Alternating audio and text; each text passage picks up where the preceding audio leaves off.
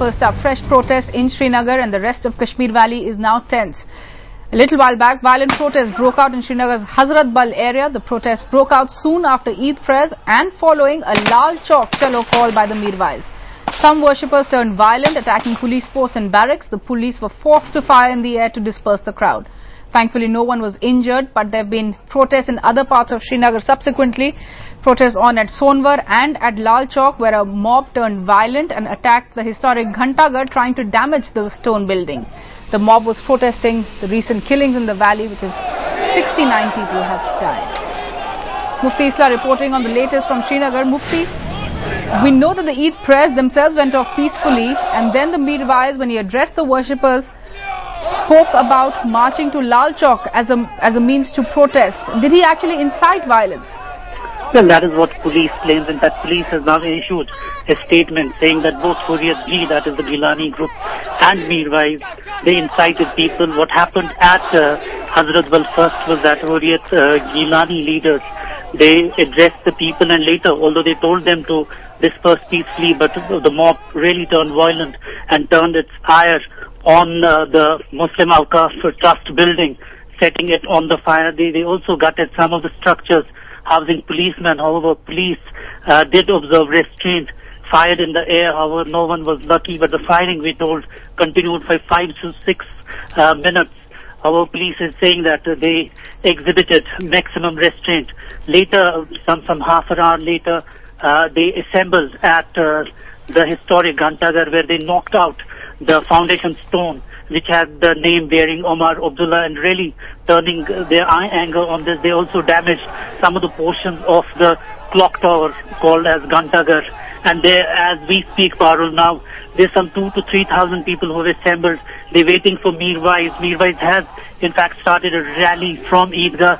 There are around 6,000 to 8,000 people who are moving towards the Lal Chowk. However, we know for sure, we did speak to police sources, and they're saying that he's 1 kilometer away from the Ghantaghar. Whether police is able to stop him or not, they allow him, that is something we will be keenly watching. Or if police tries to stop them, it's certain that there would be some kind of a violence. The situation very, very tense in Srinagar. Mufti, you're saying that the Mirwais is continuing with his march towards Lal Chowk. You're saying up to 6,000 people may be expected to join him. The police say they're exercising maximum restraint. We've certainly seen them fire in the air and not at protesters. Would you say that these protests are likely to spread very quickly in different parts of Srinagar?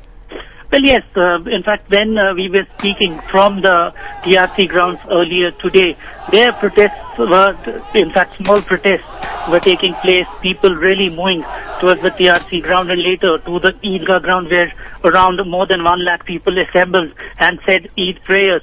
Now it's a huge gathering which police really caught off guard, because they were not expecting this. They at least were expecting that Eid prayers would pass off very peacefully and people will disperse on their own. So the kind of security bandobast that we otherwise see in Srinagar, that was not. Police very swiftly had moved its men, the paramilitary troops which otherwise remain on the streets of Srinagar, taking them away this time. However, really got unawares with this kind of mob and the violence that took place, Parul. Mufti, the absence of mainstream politicians and their leadership during the protests over the last couple of months was noticed in Kashmir and even outside in other parts of India. Would you say that politicians from the PDP, from the NC or the Congress even would want to step out at this point and try and calm these people down?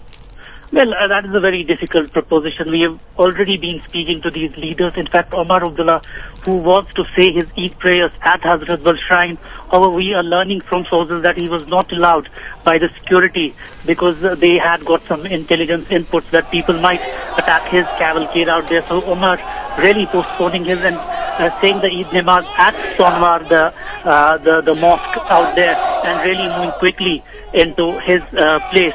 But we have been also speaking to PDP leaders, and they're saying that the space for mainstream leadership has really shrunk. Also, we believe that some of the separatist leaders who are very moderate have also felt that they have kind of got irrelevant by the new hawkish leadership that is emerging in Kashmir.